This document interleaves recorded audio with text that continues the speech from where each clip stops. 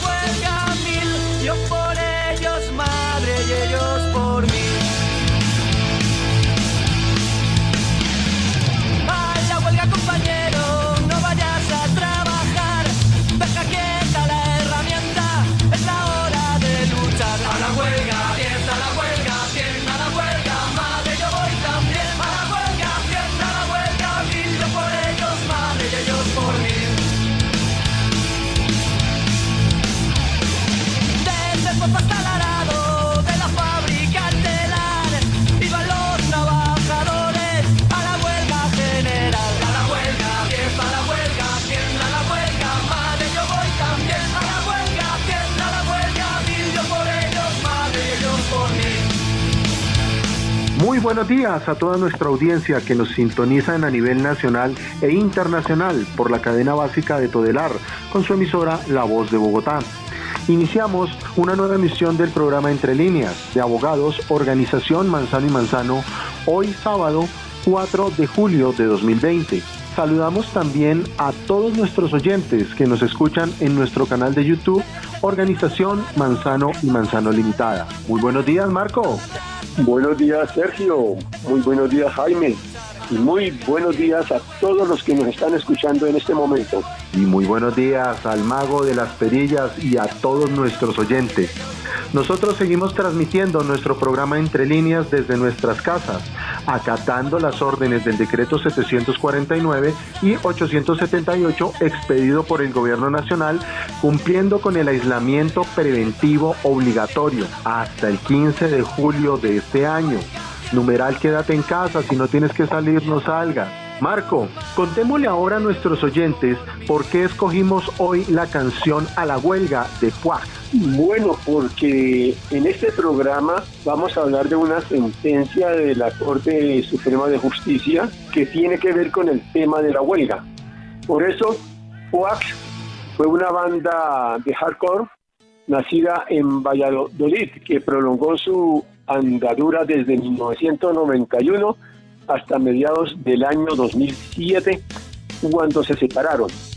Se caracterizaron siempre por una gran heterogeneidad en su música y unos planteamientos anarquistas que plasmaron en gran cantidad de canciones después de coincidir en varios institutos de formación profesional en 1991.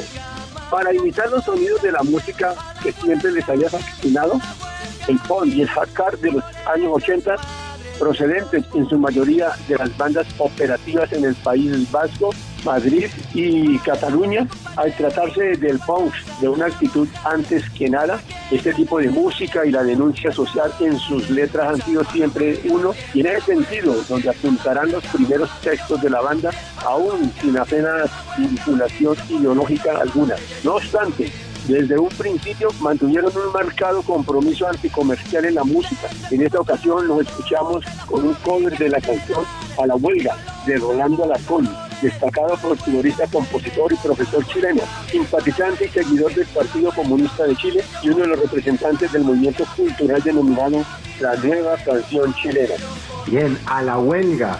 Y esto a raíz precisamente de la reciente sentencia de la Corte Suprema de Justicia, sentencia SN 1680 del 2020, con ponencia de la magistrada Clara Cecilia Dueñas Quevedo. Porque justo cuando la Comisión Séptima de la Cámara de Representantes estaba archivando de nuevo el proyecto de ley que intentaba incorporar las recomendaciones de los organismos internacionales en la precaria legislación laboral colombiana, la Corte Suprema de Justicia hace pública una sentencia que da alguna esperanza y resuelve en un solo pronunciamiento reiterados reclamos del sindicalismo. Es cierto que queda mucho por hacer. Sin embargo, en una votación cerrada en la Corte muestra lo tensa que fue la discusión y la trascendencia política y también jurídica de la decisión. Se resolvieron varios temas como, primero, el reconocimiento de la huelga como un derecho humano y fundamental y no como una sanción que implicaba el respeto por el debido proceso en favor de los empresarios. Segundo, la posibilidad de huelgas en servicios públicos que el Estado ha considerado como esenciales cuando así no lo ha dispuesto la legislación. Tercero, la eliminación de requisitos en las huelgas diferentes a la contractual. Cuarto, la ampliación de las tipologías de las huelgas permitidas en Colombia. Y 5, la incorporación de las recomendaciones de la OCDE precisamente a este derecho a la huelga. Por esta razón, la Corte Suprema de Justicia en la sentencia SL 1680 concluyó efectivamente que la huelga es posible en nuestro país. Esto es un llamado que hace la Corte Suprema de Justicia, que en estos momentos de pandemia, de cierre que existe, pues es por lo menos un alivio en el que la Corte Suprema le está dando un espaldarazo a los trabajadores y en este caso a trabajadores de inclusive algunos servicios públicos, como lo ha considerado el Estado colombiano con el tema de la educación. Así que a la huelga con paz. Mientras tanto, avanzamos en Entre Líneas.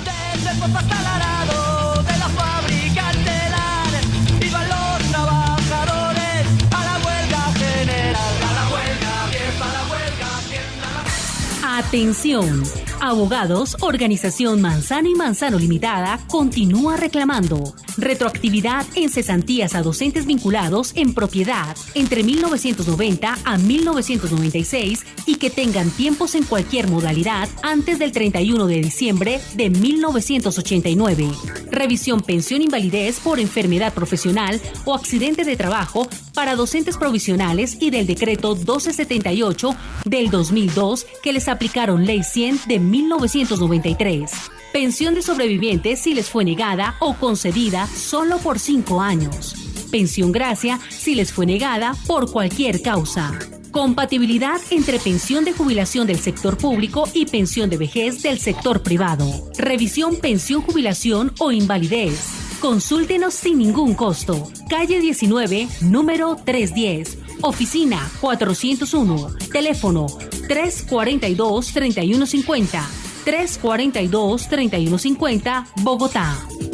¿Está cansado de pagar su casa o apartamento? ¿Le gustaría pagar en menos tiempo su crédito hipotecario? ¿Quiere ahorrar tiempo en intereses? Esta información es de su interés. Para todas las personas que estén pagando su casa o apartamento, reclamamos para usted los beneficios que otorga la Ley de Vivienda. Somos sus Finanzas SAS, una compañía especializada en disminuir el tiempo de su crédito de vivienda. Aliados estratégicos de abogados, Organización Manzano y Manzano Limitada. Hoy les tenemos a todos una excelente noticia. Sea usted uno de los beneficiarios de esta alianza. Llame ya y obtenga el análisis financiero de su crédito hipotecario o leasing habitacional totalmente gratis. Sí, totalmente gratis. Así que llame ya. Comuníquese con nosotros a través de abogados, Organización Manzano y Manzano Limitada, al 342-3150, 342-3150 en Bogotá. Y sea usted uno de los muchos beneficiarios que ya existen en Colombia. Acontecer sindical. Bueno, y a esta hora de la mañana se encuentra con nosotros en línea telefónica el compañero Jorge Enrique Cortés Navarrete, vicepresidente de la Central Unitaria de Trabajadores CUT. Compañero Jorge Enrique Cortés, muy buenos días. Un saludo especial a Entre Líneas, a todos a todos los compañeros que desarrollan este programa, a Sergio, a Marco, a Marcela y a todos los oyentes, un especial saludo. Muchas gracias, Sergio. Bien, hace rato que no nos hablábamos, sin embargo sabemos que hay bastante información de parte de nuestra Central Unitaria de Trabajadores CUT, así que, compañero Jorge, los micrófonos son tuyos.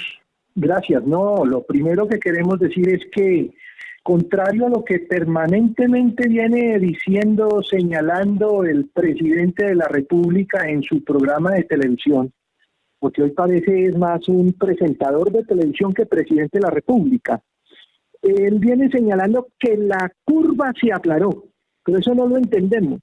Le vamos a dar unas cifras para que las vean. En marzo 1 había 0 contagios. En abril 1 habían 1.154 contagios. En mayo 1 habían 6.974 contagios. En junio 1, 30.493 contagios. Y en julio 1, 102.009 contagios. No sé de dónde no sé qué país dirige este señor, pero no entendemos por qué habla de que aplanó la curva. Lo cierto es que esto va creciendo y él sacó la gente a las calles y guardó la plata. Se la dio a los bancos. La plata, el observatorio de la Universidad Javeriana, los jesuitas señalaron que de los 117 billones de pesos que dice el señor Duque que sacó para aplacar la crisis, pues ellos le dicen que eso no es cierto y que solamente ha invertido 0.5 para paliar la crisis. 0.5 de los 117 billones de pesos. Eso es terrible. Ese es un descaro. Entonces esa plática se perdió, porque aquí la corrupción viene de la cabeza hasta los pies. Eso es lo primero. Lo segundo que queremos señalar, ayer en una importante reunión este fin de semana con la Organización Internacional del Trabajo, señalan que América Latina va a perder 41 millones de puestos de trabajo, sin contar los 20 millones que se van a perder entre Estados Unidos y Canadá. O sea, América en su conjunto va a perder más de 60 millones de puestos de trabajo. O sea, la crisis es muy grave. Y todos apuntan, todos los que intervinieron en estas reuniones de la OIT, señalan que la única forma de solucionar la crisis va en los siguientes términos. Primero, asignando los recursos necesarios para salud, que lo hemos venido diciendo desde el mes de marzo, cuando ya se avisoraba la crisis. Segundo, que los recursos para poder frenar el fenómeno de contagio es manteniendo la gente con los recursos necesarios para que no tenga que salir a la calle. Eso lo puede hacer el gobierno colombiano y habíamos tasado ya para 4 meses una cifra que no supera los 25 billones de pesos.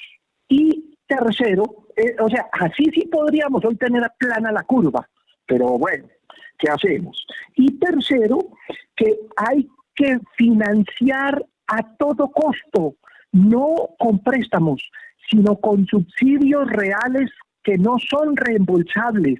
Tenemos que subsidiar las pequeñas y medianas empresas que le aportan al continente el 90% de los puestos de trabajo. Eso es claro, pero aquí no se está haciendo eso. Es muy grave esta situación y entonces nosotros tenemos que decirle que aquí aparecieron cifras que son muy importantes tenerlas en cuenta. Esas son cifras que nos da el DANE, que nos permite a nosotros mirar realmente cómo va evolucionando esto. Entonces nos dicen, primero, que hay 4.9 millones de colombianos desempleados. Es lo primero. O sea, su apertura del comercio y esas cosas no ha solucionado en mayor medida el problema del desempleo. Recuerden que en el anterior informe del DANE nos habían dado 5.3 millones de desempleados. Hoy nos dicen que tenemos 4.9 millones, pero con una incidencia gravísima el haber sacado a la gente a la calle con el contagio. Ahora, nos hablan de inactivos. Inactivos son las personas que en 2 meses no han encontrado trabajo, entonces los meten en inactivos. Eso es una manera de esconder los desempleados. Entonces dicen inactivos 3.3 millones, lo cual significa que a los 4.9 millones súmele 3.3, que son personas que necesitan trabajar, pero no han encontrado empleo y lo sacan de ahí. Y 2.8 millones de desocupados. Es decir, sumando eso, tenemos más de 10 millones de desocupados. Esa es la realidad en Colombia. Pero esto es un fenómeno global, es un fenómeno que no podemos dejar de ver que es un problema grande. Entonces, frente a esa situación, nosotros le hemos dicho al gobierno desde la Central Unitaria de Trabajadores que debe garantizarle, es terrible, más de 1.000 personas, ya llevamos 1.200 personas infectadas que son los que le están haciendo frente al virus directamente en los hospitales, más de 1.200. Y tenemos ya una cifra bastante grande de muertos en todo el país, de médicos, enfermeras, camilleros, ambulancias, en fin, hasta los señores de puerta, los señores que cuidan la entrada y salida de la gente. Entonces, es un problema muy grave.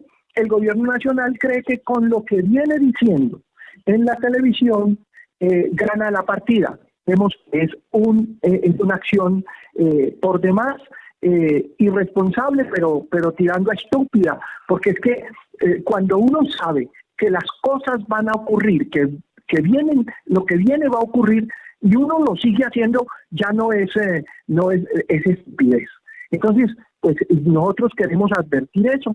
Les decimos a los colombianos que apoyamos la marcha que viene desde el Cauca, que viene rechazando los asesinatos que en pandemia ya superan los 30 muertos. Y viene una marcha, vienen 18 compañeros y compañeras marchando del Cauca hacia Bogotá, y esperamos que el día que lleguen a Bogotá salgamos con las medidas de bioseguridad necesarias a hacerles un recibimiento. Además, queremos decirles que nos oponemos a la venta de la empresa insignia de Colombia, que es Ecopetrol.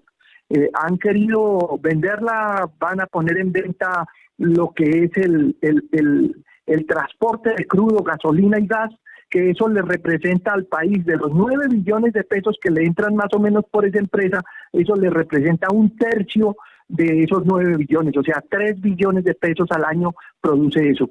Entonces, aquí el gobierno se vino con todo a acabar con lo poco que tiene este país, con lo poco que nos han vendido, y nosotros le decimos a la población colombiana, a los trabajadores, a nuestros amigos, que no es posible, que eso lo tenemos que enfrentar, pero tenemos que guardar las medidas de bioseguridad, tenemos que estar muy, muy cuidadosos porque el contagio viene, crece y nos puede afectar. Entonces, es un llamado para que estemos dispuestos a la pelea, dispuestos a la lucha y por otro lado, que estemos guardando las medidas de seguridad. Muy importante el trabajo que hizo, por ejemplo, Jorge Guevara, nuestro senador, en el Parlamento, porque pues allí jugaron importantes denuncias y exigencias alrededor de la educación y la salud.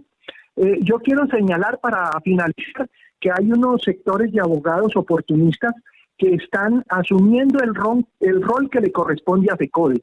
El rol que le corresponde a FECODE, la defensa de los derechos de los trabajadores, y en esa medida ha presentado demandas, ha contribuido con la CUT incluso para presentar exigencias a la Corte Constitucional, al Consejo de Estado,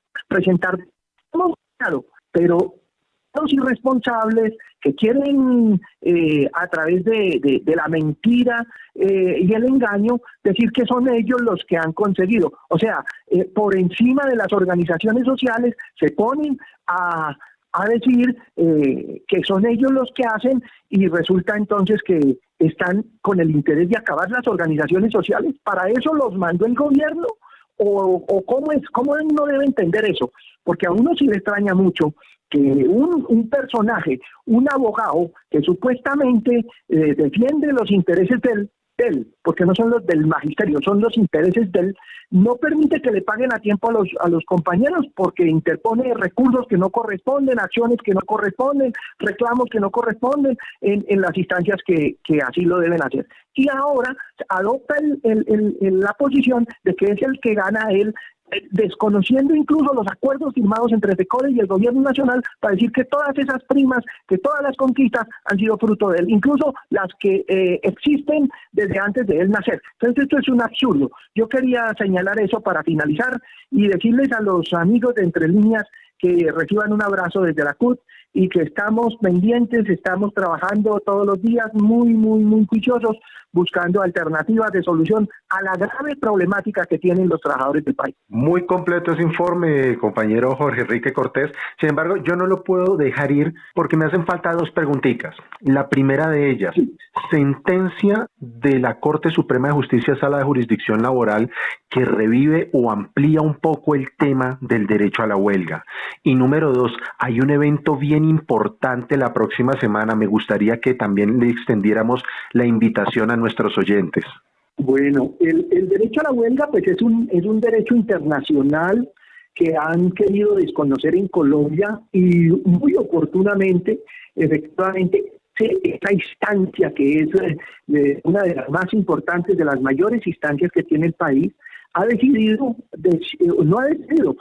un juicioso análisis y ha dicho la huelga es un derecho constitucional y para eso existe y se debe respetar. Para nosotros, desde los sindicatos, eso es un alivio, es un respiro, porque en un gobierno de corte dictatorial eso es un golpe bastante significativo.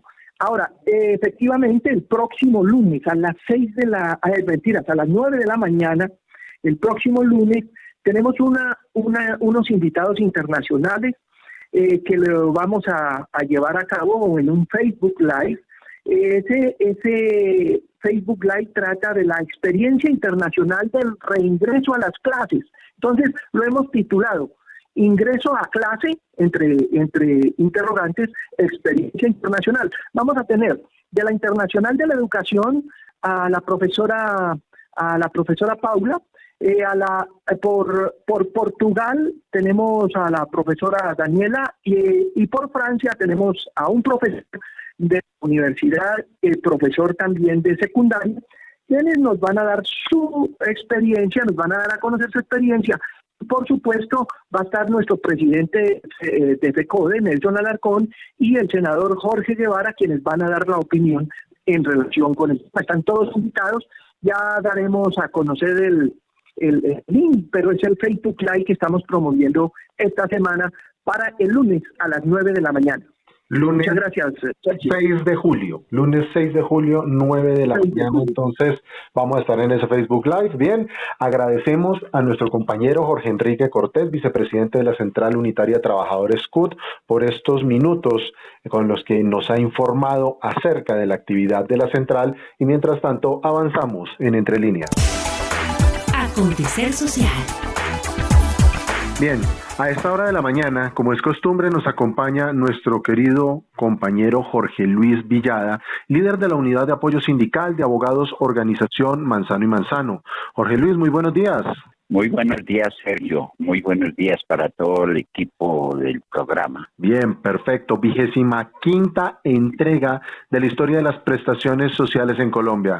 Jorge, los micrófonos son tuyos. Muchas gracias, Sergio. Bueno, en el anterior programa hice una síntesis de lo que fue todo el proceso de las prestaciones sociales que se reconocieron a través de los años y hasta llegar a la última norma que fue el acto legislativo de número 2 del 2005, número 1 del 2000.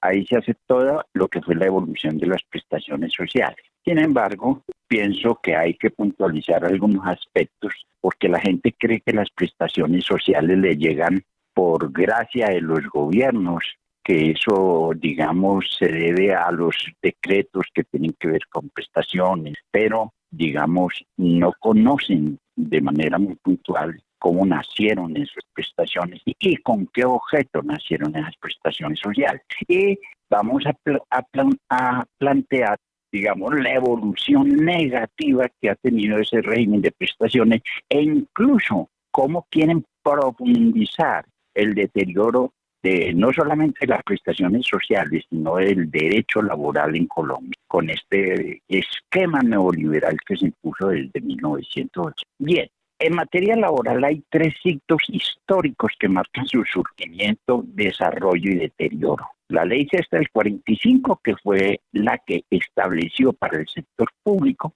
lo que es el régimen laboral y de las prestaciones sociales. Y luego el Código Sustantivo lo extendió al sector privado. La Constitución de 1991 incorpora todos los derechos humanos y entre ellos los derechos laborales, que son parte de los derechos humanos por virtud de la Declaración Universal de los Derechos Humanos.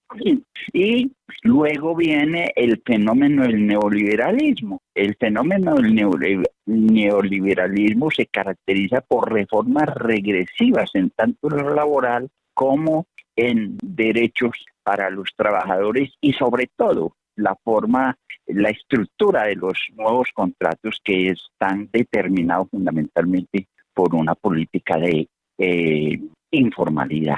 Ese tercer hito histórico son las reformas regresivas que están determinadas por un personaje, y eso hay que decirlo de manera clara, por el expresidente y hoy senador de la República, Álvaro Uribe Vélez, que fue el que tomó todas las iniciativas para hacer las reformas conforme a los planteamientos del neoliberalismo.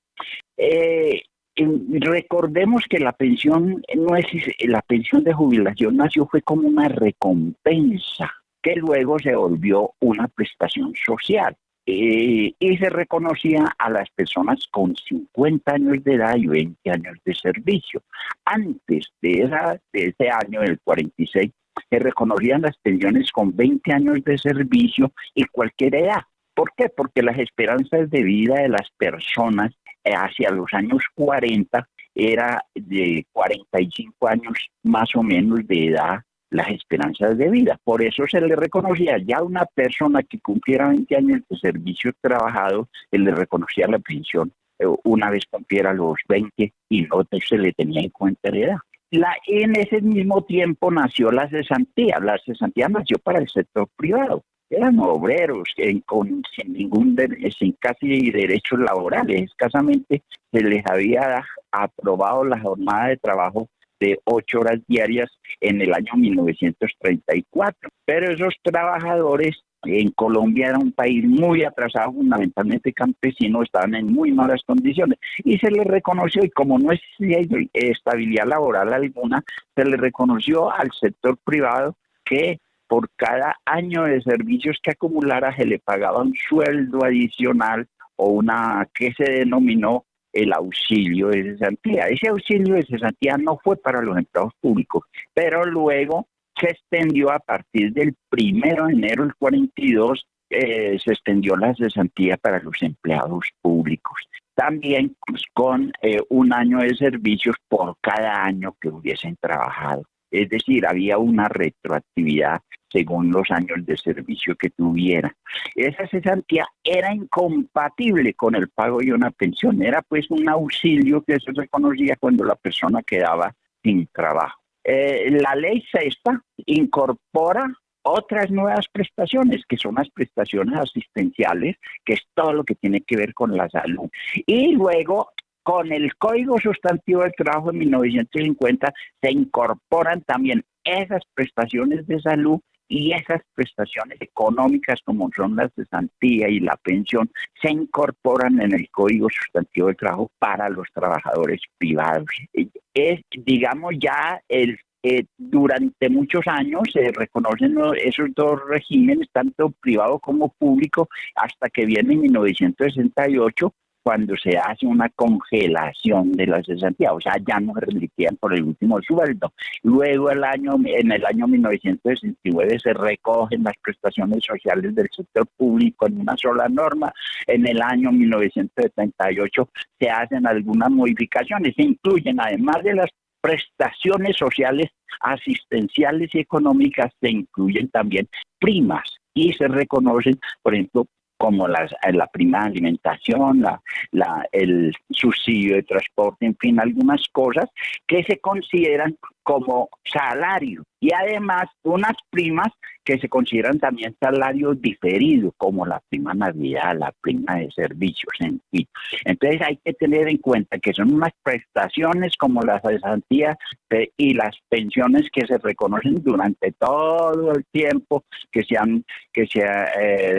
existen las normas laborales, y otras que se van incorporando como salario diferido. Esas por lo general han sido conseguidas por la lucha de los trabajadores, primero en convenciones colectivas de trabajo y luego se incorporaron a las leyes. Viene después la ley 50, en donde ya entra a actuar el senador Uribe Vélez. En el año 1990, siendo senador de la República, él entra a recoger algunas sugerencias que se venían haciendo, de que era que el régimen laboral y prestacional en Colombia hacía muy costoso la contratación de trabajadores y que por lo tanto había que racionalizar eso, y entonces se incorpora la congelación de cesantías también para el sector privado. La Constitución de 1991 recoge todos los derechos humanos en una sola norma, que es la Constitución. Todos los derechos económicos, civiles, políticos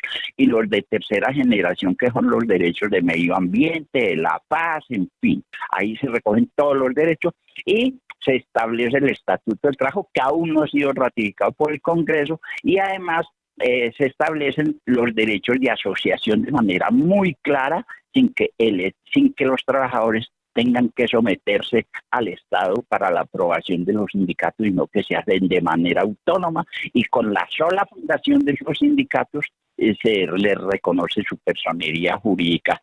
Después del 91, ¿no?, se dicta una ley que es muy importante, la ley cuarta del 92, que todas las facultades que antes tenía el Congreso se las dejan al presidente de la República en el terreno de las prestaciones sociales. Con base en esa ley, el mismo Uribe expide una ley que es el decreto 1919 en el 2002, que racionaliza y las prestaciones sociales de los empleados públicos, acabando con todos los regímenes especiales. También en el año 2002 se dicta una ley que modifica las normas laborales, ya no las prestaciones, sino las normas laborales. También, ya siendo presidente de la República, la ley 789, que fue donde se quitó los recargos nocturnos del trabajo para todos los trabajadores colombianos. Y luego, la tapa ya de todo fue el acto legislativo número 1 del 2005, en donde acaba definitivamente con los regímenes especiales. Desde la ley 100 se habían establecido unos regímenes exceptuados, que eran los maestros, la fuerza pública y los trabajadores de Ecopetrol. Pero el acto legislativo acabó con los regímenes especiales de Ecopetrol y de los maestros. Solamente deja como norma los derechos de la fuerza pública y los del presidente de la República. Entonces, digamos, esa es la evolución que se dio a través de los años. Pero recordemos que la ley, la Constitución colombiana estableció una norma que es el artículo 56, que crea la Comisión Permanente de Derechos Laborales y Prestacionales, y que es tripartita, y deben participar los trabajadores, los empleadores y los gobiernos. Y ninguna reforma laboral se puede hacer sin que pase previamente por esa Comisión Permanente de Prestaciones y de Derechos Laborales. Agradecemos al compañero Jorge Luis Villada, líder de la Unidad de Apoyo Sindical de Organización Manzano y Manzano. Y avanzamos en Entre Líneas. Escuche todos los sábados de 7 a 8 de la mañana por La Voz de Bogotá, en el dial 930M, Entre Líneas, un programa de abogados, Organización Manzano y Manzano. Entérese del acontecer jurídico, político, social, cultural, ambiental y sindical. Entre Líneas, una visión diferente donde se reflexionan, indagan y analizan los temas de interés general. Sábados de 7 a 8 de la mañana en La Voz de Bogotá, Entre Líneas. Atención, abogados, Organización Manzano y Manzano Limitada continúa reclamando retroactividad en cesantías a docentes vinculados en propiedad entre 1990 a 1996 y que tengan tiempos en cualquier modalidad antes del 31 de diciembre de 1989. Revisión pensión invalidez por enfermedad profesional o accidente de trabajo para docentes provisionales y del decreto 1278 del 2002 que les aplicaron Ley 100 de 1993. Pensión de sobrevivientes si les fue negada o concedida solo por 5 años. Pensión gracia si les fue negada por cualquier causa. Compatibilidad entre pensión de jubilación del sector público y pensión de vejez del sector privado. Revisión pensión jubilación o invalidez. Consúltenos sin ningún costo. Calle 19, número 310. Oficina 401. Teléfono 342-3150. 342-3150, Bogotá. Acontecer jurídico. Bien, ahora en nuestra sección jurídica, una noticia para nuestros docentes, nuestros directivos docentes, y esto fue precisamente una de las gestiones a las que se comprometió Organización Manzano y Manzano como asesores jurídicos de la Federación Nacional de Directivos Docentes de Colombia, FENDIDOC. Y fue precisamente en esa batalla que libró la federación para los factores salariales en las pensiones de jubilación, pensiones ordinarias de jubilación de los maestros, en las pensiones de vejez. Y tenía que ver, Marco, con que se logró precisamente por la federación, con nuestra participación, la expedición del concepto radicado con el número 2010 4038-6161 del 12 de diciembre de 2019, que fue expedido por el director de Desarrollo Organizacional del Departamento Administrativo de la Función Pública y que luego fue ratificado por el comunicado número 003-2020 del 18 de febrero del 2020, expedido por la directora de Prestaciones Económicas del Fondo Nacional de Prestaciones Sociales del Magisterio, de FOMAG. Entonces, para hacer un rápido recorrido sobre eso y acordarnos de qué se trata, pues recordemos que en agosto del 2018 nosotros estuvimos hablando que una sentencia de unificación con firma de los 27 magistrados del Consejo de Estado había quitado los factores salariales para las pensiones del sector oficial, del sector público, y que eso se veía venir para el sector de los docentes. Luego vino en abril 25 del año 2019 sentencia de unificación de la sección segunda del Consejo de Estado, donde efectivamente lo que manifestó esa sección segunda es que las pensiones de jubilación y las pensiones de vejez del magisterio oficial colombiano solamente iban a tener los factores salariales enlistados en el artículo primero de la Ley 62 del 85, y nosotros hicimos ya amplia explicación sobre eso en programas anteriores, y les decíamos que solamente con ese fallo, si lo iban a aplicar así, de manera taxativa, solamente tendrían asignación básica y horas extras, porque ningún otro factor salarial estaba ahí. Sin embargo, pues la pelea la seguimos dando. FENDIDOC siguió dando la pelea, solicitó que se conceptuara el Departamento Administrativo de la Función Pública a través del Ministerio de Educación Nacional, y el Departamento Administrativo de la Función Pública en ese concepto del 12 de diciembre del 2019 dice, espérese, es que hay otros factores salariales que fueron creados con posterioridad a la Ley 62 de 1985 y que además el legislador estableció que iban a ser parte de la base salarial, es decir, que iban a constituirse como factor salarial. ¿Cuáles? Además de las horas extras, que ya están contempladas. 1. Los sobresueldos o las asignaciones adicionales por dirección, porque dice, estos están en cabeza del gobierno nacional y en los decretos de salarios establece que hacen parte del salario, por eso se conocen como sobresueldo, es una parte adicional del sueldo.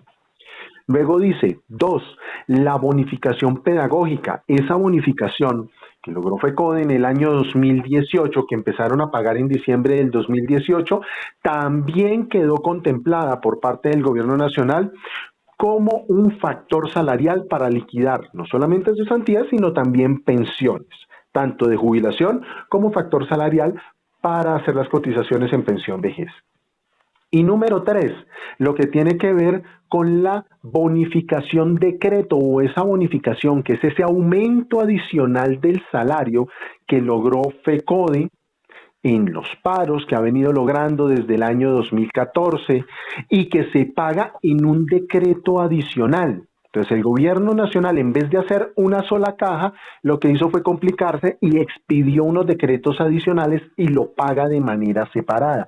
Sin embargo, para el concepto que está expidiendo el Departamento Administrativo de la Función Pública, determina que hace parte de la base salarial. Así que esos 4 factores salariales, horas extras, sobresueldos de dirección, la bonificación pedagógica y la bonificación decreto, constituyen, dice el Departamento Administrativo de la Función Pública, factores los cuales deben ser tenidos en cuenta al momento de liquidar pensiones. Sin embargo, el gobierno nacional, en cabeza del Fondo Nacional de Prestaciones Sociales del Magisterio, seguía sin reconocer este factor salarial. Así que a través del comunicado 003 del 12 de febrero de 2020, pues el FOMAC dio la instrucción que se tenían que incluir esos factores salariales, pero no dejó establecido qué iba a pasar con las pensiones de jubilación o las pensiones de vejez que fueron reconocidas entre el 25 de abril del 2019 al 12 de febrero de 2019. No dice absolutamente nada sobre eso. Así que lo que logramos coordinar con la Federación Nacional de Directivos Docentes de Colombia, FENDIDOC, en nuestra calidad de asesores jurídicos, fue la elaboración de un derecho de petición para que cada docente, sin intervención de abogado, presente esta petición en las respectivas secretarías de educación y una vez obtenga la respuesta, pues vamos a revisarla. ¿Y qué es lo que dice principalmente ese derecho de petición? Lo que les estamos diciendo. Es un derecho de petición muy sencillo que consta solamente de unas 2 hojas, está en formato Word, para que ustedes, docentes, que no les fue incluida la bonificación pedagógica, que no les fue incluida la bonificación decreto, en algunos eventos las horas extras, y los directivos docentes, esos 3 factores salariales, obvio, los directivos docentes, salvo los coordinadores y algunos supervisores en el distrito, tienen horas extras, de resto los rectores, los directores no tienen horas extras, pero que no le fue incluido el sobresueldo como directivo docente, para que adjunten los documentos que están en ese derecho de petición, lo presenten en la respectiva Secretaría de Educación, en la oficina del Fondo Nacional de Prestaciones Sociales del Magisterio, y que por vía directa, sin intervención de abogado, le incluyan estos factores salariales si no le fueron incluidos. Y una vez, vuelvo y repito, se obtenga la respuesta por parte de la oficina, con el mayor de los gustos lo revisamos. Entonces, ¿cómo se obtiene una copia de este derecho de petición para ustedes presentarlo? Muy sencillo. Como lo hemos dicho, escríbanme a mi WhatsApp directamente al 310-341-5497. 310-341-5497.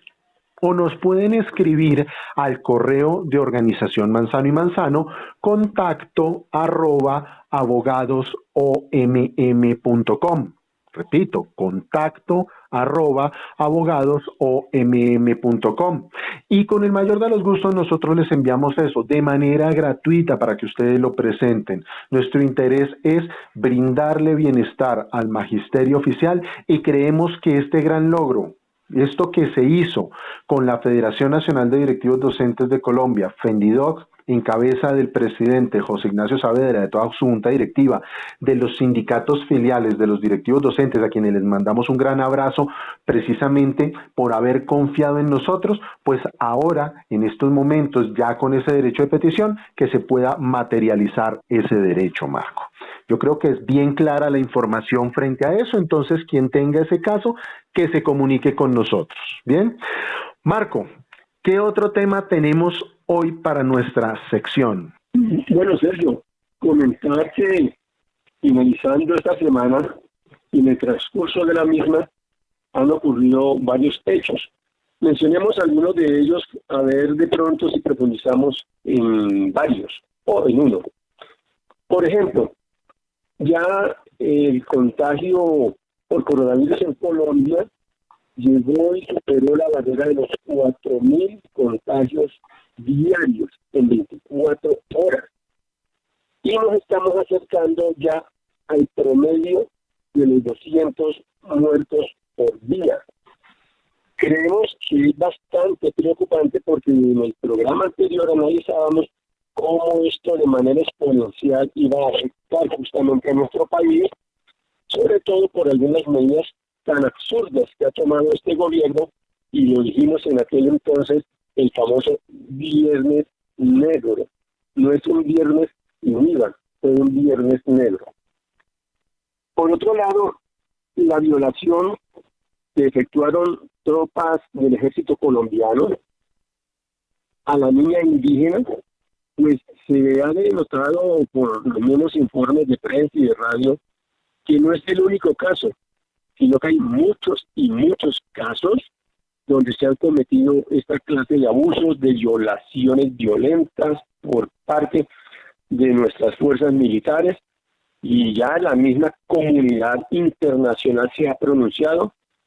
Un demócrata de las altas cortes del Senado, más bien del Senado, se ha pronunciado también, lo cual indica que Colombia está quedando muy mal a nivel nacional por estos casos del ejército colombiano, porque además de las violaciones, se ha venido también señalando las perfilaciones o el perfilamiento que han hecho algunos periodistas, algunos políticos, algunos líderes sociales, las mismas chuzadas que de tiempo atrás se vienen denunciando.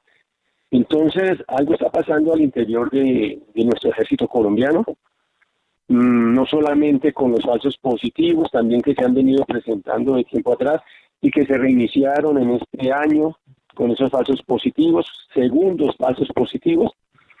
Creemos que eso es bastante preocupante y la población, la ciudadanía, pues tiene que pensar, tiene que analizar, tiene que mirar qué es lo que está pasando en este gobierno.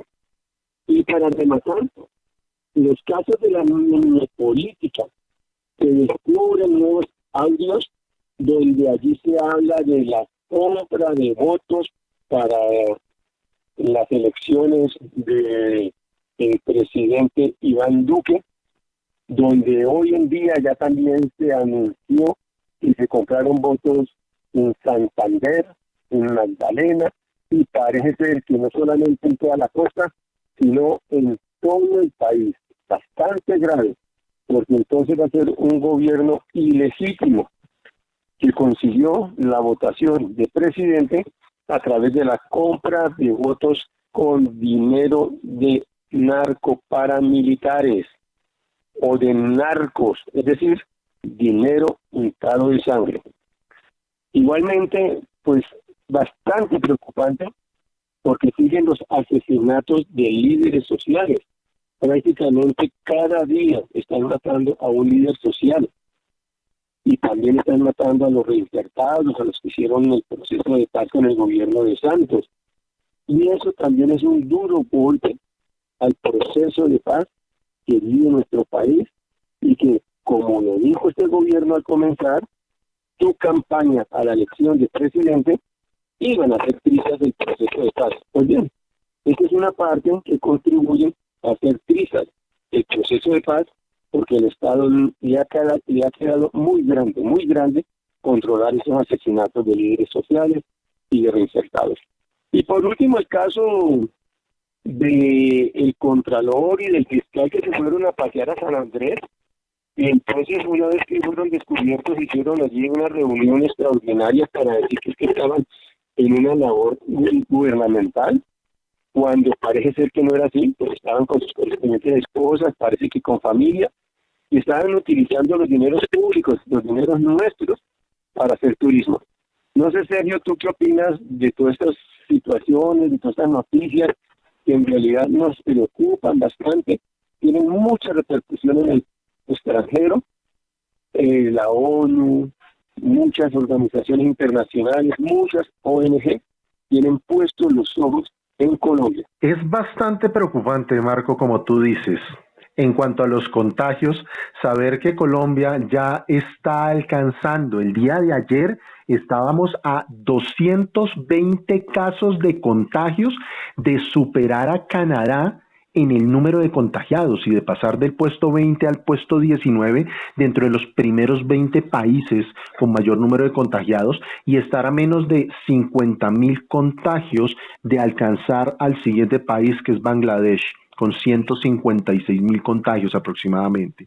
Es un tema bien preocupante porque hay algo que no está funcionando, quiere decir que no hay una política pública clara, y más allá, cuando de los contagios, tal y como nos lo explicaba el compañero Jorge Cortés en su intervención, de 0 contagios se pasa a 1,000 y de 1,000 se está brincando en estos momentos a 4,000 contagios diarios.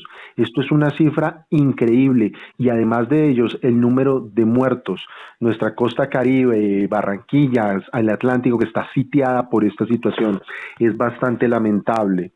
2, en el caso de la violación de la niña de la comunidad indígena en Vera, saber que destapó una olla, que tuvo que salir el mismo comandante del ejército, Eduardo Zapateiro, a informar que se investigan 118 casos, ojo Marcos, 118 casos de presuntos abusos sexuales en los últimos 4 años por parte de integrantes de las Fuerzas Armadas. Y lo único que salen a decir es que la conducta individual no puede estigmatizar al resto de los soldados. Gravísimo que esto se esté conociendo es porque la comunidad no quiso quedarse callada, porque si hubiese sido por las Fuerzas Armadas, tal y como lo denunció el líder en Vera, los quisieron comprar su silencio con dinero.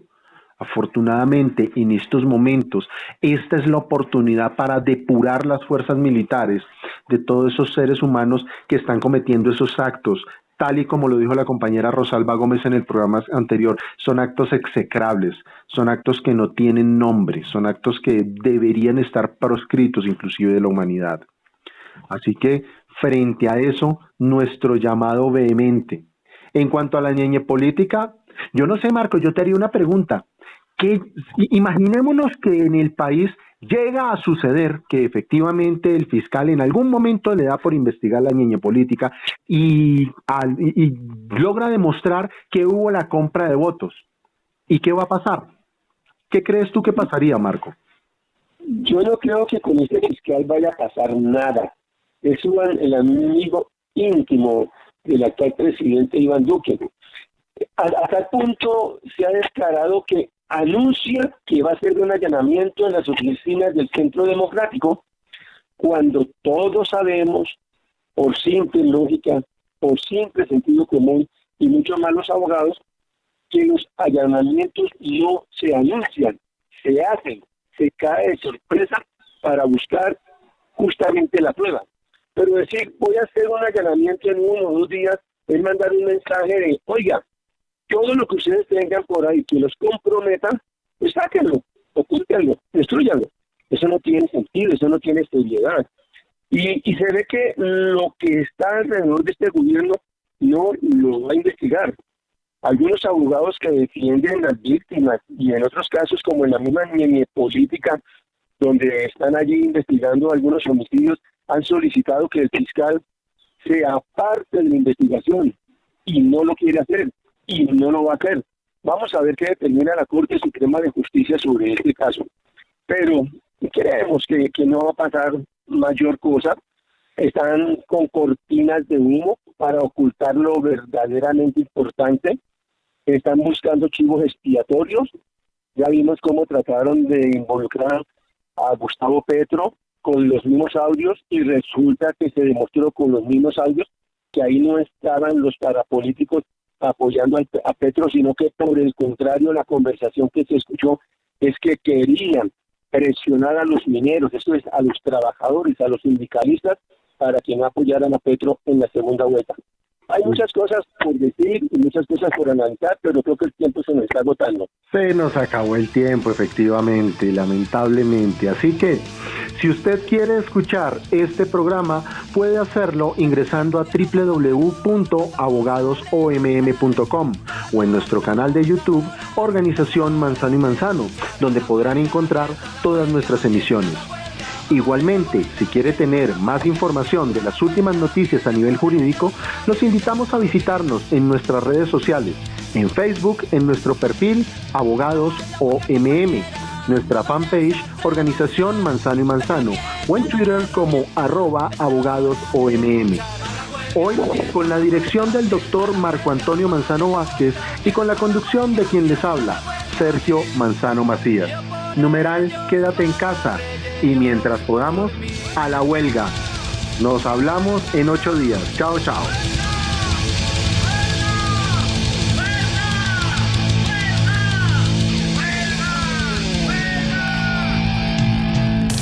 Acompáñenos el próximo sábado de 7 a 8 de la mañana en La Voz de Bogotá. Entre Líneas, un programa de abogados, Organización Manzano y Manzano.